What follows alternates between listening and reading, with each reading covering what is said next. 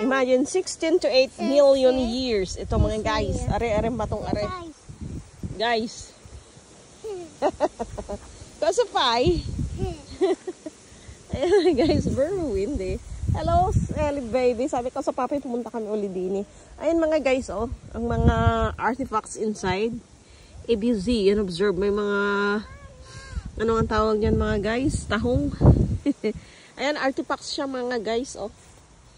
It's about 14 to 7 million years. Marinos kapatapyata por mga kontinentale. Organogena, microba. Calcare de Lucina. Ayan. This one naman mga guys ay Calcare de Base, about 6 million years. Marine Costiera.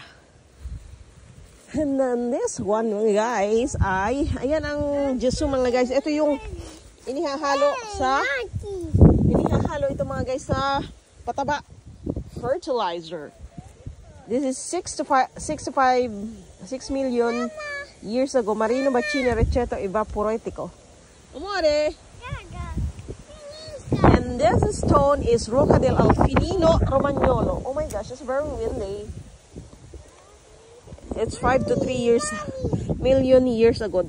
Estimated mga guys, 5 million years ago.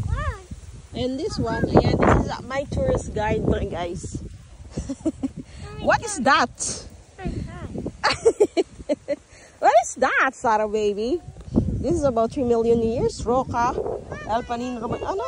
Origine, Spungone, Arenare. Ang mga fossilized mga guys pala, Arenaria fossilifera. About, ito yung sinasabi kong maraming mga fossils. Kasi ito nung unang panahon, about 8,000 to 700,000 years. Marino Costiera. Ayan mga guys. Oh, if you see, you know, that's very, very, very folios. Ayan mga guys, it's a protected area. Saan nga kami? Palio Miceniae de la Bena. Ayan, may mga area siya dyan. Kami naman ay hindi na magtatagal mga guys over here. Because siya mga andata ko papi. Diyan pa sa ko Ayan ang Church of ano mga guys, Monticino. May piyesta ang pinagdiriwang dito last Sunday. Ay pinagdiriwang ang festa di Monticino. Ayan yung guys. Ayan mga guys. Aray na ipakita ko na sa aking mga vlog mga guys.